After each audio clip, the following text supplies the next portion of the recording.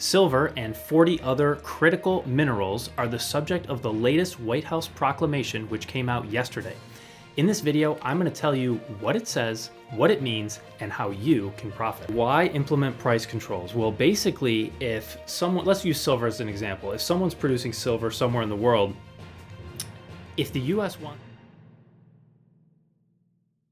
Let's take a look at this proclamation here, and we're going to look at it in two pieces because that's how it's framed. The first piece is a description of the situation that the United States is in, and then the second piece is action steps of what to do about it. Okay, so let's look at the first section here. On October 24th, 2025, the Secretary of Commerce transmitted to me, to Trump, a report on his investigation into the effects of imports of processed critical minerals and their derivative products, okay, PCMDPs, on the national security of the United States, and advised me of his opinion that these minerals are being imported into the United States in such quantities and under such circumstances as to threaten to impair the national security of the United States. So this is the framing here, the first section. The processed critical minerals and their derivative products are being processed and imported into the United States in a way that threatens national security. So this is the first piece, and there's a handful of pieces we're going to look at. The proclamation emphasizes that critical minerals underpin nearly every modern industry. From military hardware and energy infrastructure to consumer electronics and transportation, these materials form the backbone of technological civilization.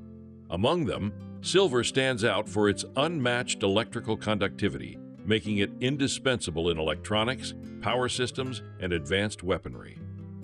While silver is not alone, it symbolizes the broader issue.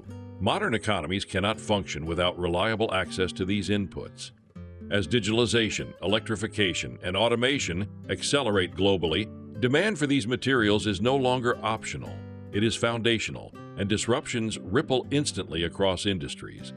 So continuing here, the critical minerals are indispensable to almost every industry, including national defense, critical infrastructure, advanced weapon systems, energy infrastructure, everyday consumer goods, electronics, and vehicles.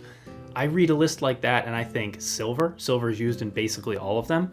And if you're doing anything electronic, what are you going to use to conduct electricity? Well, probably the best element on the periodic table for conducting electricity, and that is silver. Silver is the gold standard when it comes to electronics. It is the standard against which everything else is measured. So silver is absolutely critical in all of these industries.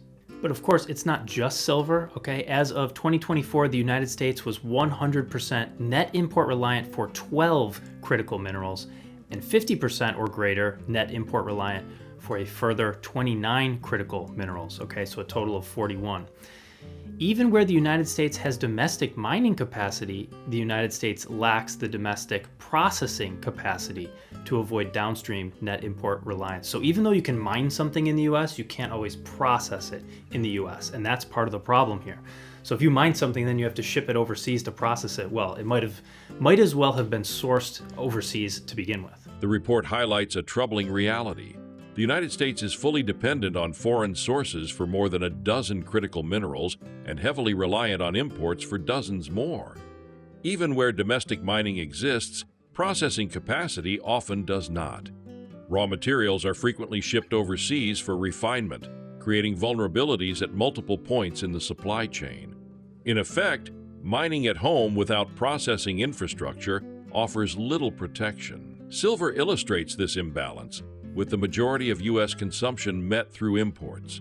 As demand rises, this structural weakness becomes increasingly difficult to ignore or manage through markets alone. And you can see here a list of the net import reliance and major import sources for certain minerals. And this, unfortunately, is a year older than what we were just looking at, so the list doesn't line up exactly, but it gives you a general sense of what the US is reliant on. These blue bars in the middle are basically progress bars. If they're filled up all the way, that means the US is 100% reliant on foreign sources. And further down the list, you can see it dwindles down to about 50%, and then it cuts off. So all of these minerals up here, the US is 100% reliant on foreign sources for, and down the list here is silver at about 69% imported, and the remainder is domestic. Continuing, demand for critical minerals is rapidly increasing and will continue to increase. Yes, growing demand. We talked about this in the previous video. Growing high-tech industries such as artificial intelligence, data centers, nuclear energy, and new energy technologies. Yes, all of which require silver. And, going back a second, the Secretary further found that critical mineral markets are prone to price volatility. Demand for critical minerals is accelerating, driven by artificial intelligence, data centers, renewable energy, nuclear power, and electrified transportation. These sectors are expanding faster than supply can respond. At the same time, mineral markets are notoriously volatile, subject to geopolitical shocks and supply disruptions. The proclamation acknowledges this instability and introduces a controversial idea: minimum import prices. By setting price floors, the government could encourage producers to prioritize U.S. buyers. But such measures would effectively reshape global pricing, potentially forcing other nations to match higher prices or face shortages, an approach that risks escalating competition rather than stabilizing supply. And finally, how does Trump plan to combat price volatility? I may consider alternative remedies besides negotiations in the future, including minimum import prices for specific types of critical minerals. Okay, so we have to pause here. Minimum import prices. So price controls, okay? So why implement price controls? Well, basically, if someone, let's use silver as an example. If someone's producing silver somewhere in the world, if the US wants to incentivize that producer to sell it in the United States, it basically can pay more than the market price of silver. So if silver is $90 globally, the US can say, you know what, we'll pay you $100. And then any producer of silver makes the very obvious choice of, I'm selling to the United States because they're going to pay me more. Now, where does that come from? You probably have to pay from taxpayer funds, which is a separate issue. But what does that do to the silver market or the market of any of these minerals? What would happen is all of that mineral, all of that silver would go to the United States. And if anyone else in the world wants silver for all of their products, they would have to match the price. So the US, by setting a price floor, would essentially be the market maker, and anyone else who wants that thing would have to match the price. But once the price is matched, there's no incentive to sell to the United States anymore. So the US would have to do it again and set an even higher price floor. And then there'd be this constant bid up higher and higher and higher until something breaks. So that could go on for a very long time. It could happen with silver, it could happen with other minerals. So we will have to see. Price floors represent a shift from market-driven allocation to state-led coordination. By guaranteeing higher prices, the United States could become the buyer of first resort for strategic minerals. However, this strategy carries consequences. Once other buyers match the price, incentives vanish, requiring even higher guarantees. Over time, this could drive sustained price inflation across global supply chains. While taxpayer funding would likely underwrite these efforts, the broader impact would be felt worldwide. In effect, the U.S. would assume the role of market maker for critical minerals, an unprecedented move in modern commodity policy. So we're shifting now from the situation that the government is in to the actual action steps that it wants to implement. So we see here, I, Donald J. Trump, blah, blah, blah, do hereby proclaim as follows. Okay, so what is he going to do about it? The Secretary and the Trade Representative and any other senior people, blah, blah, blah, shall jointly pursue negotiation of agreements in order to secure these minerals and their supply chains, okay?